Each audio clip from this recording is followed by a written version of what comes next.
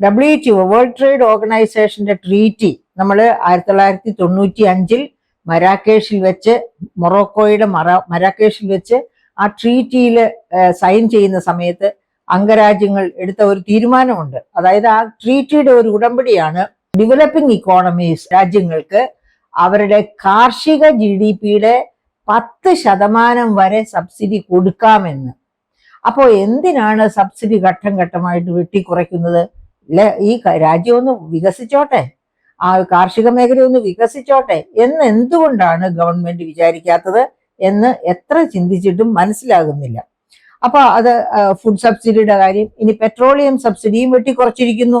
15,121 കോടിയായിരുന്നു കഴിഞ്ഞ ബജറ്റിലെ fertiliser subsidy. അതിപ്പോ 12,085 കോടിയായിട്ട് കുറച്ചിരിക്കുന്നു.